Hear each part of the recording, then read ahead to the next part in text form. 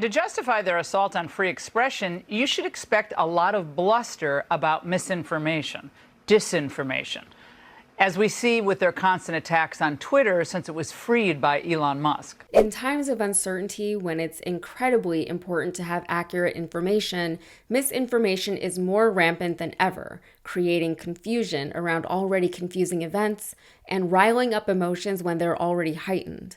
Elon Musk, it seems, is deliberately contributing to this problem. They hate what they cannot control.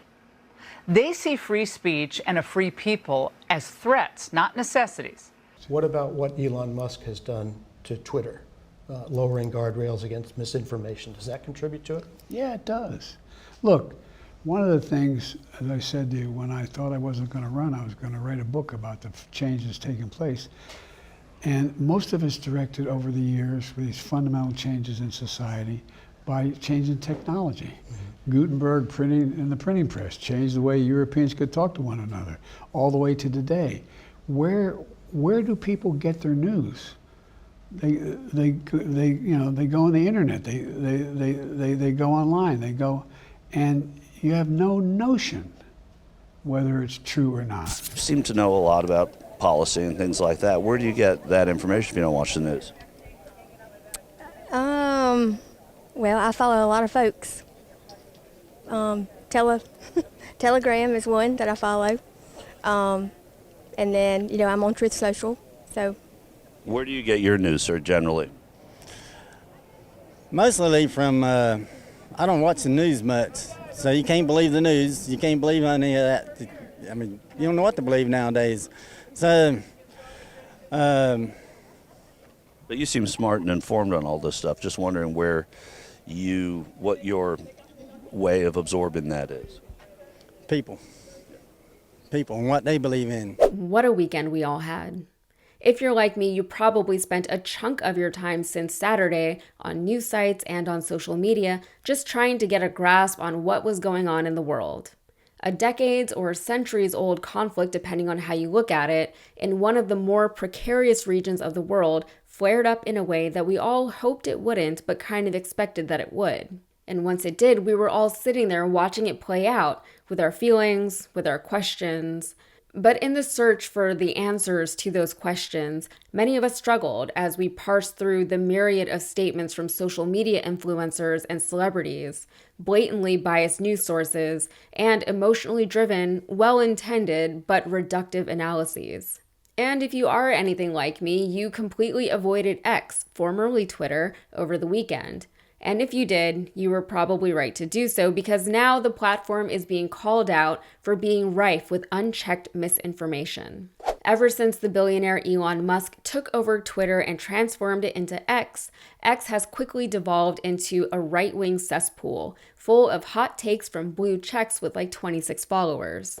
For instance, those blue checks aren't worth much of anything anymore because anyone, unverified and unauthenticated, can just buy one. Ironically, in monetizing the blue checks, Musk has managed to completely devalue them. Also, Musk disbanded the Trust and Safety Council over email, a volunteer group that advised the platform on things like hate speech. And he laid off half of the in-house team that focused on addressing disinformation and maintaining election integrity. The same week that it was made public that both Russia and China are running bot armies, Musk decided to remove labels identifying government-controlled or funded global accounts. Then just last week, Musk did away with headlines when links are shared. So if you try to share a link on X, the thumbnail will show up but not the headline. That leaves the potential for fake headlines to be attributed to article thumbnails. Musk said the change was done for aesthetic purposes, but he's also trying to discourage people from sharing links at all.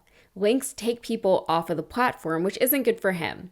All social media platforms aim to keep people on the platform as much and as often as possible, so content that keeps people scrolling and engaging is always prioritized.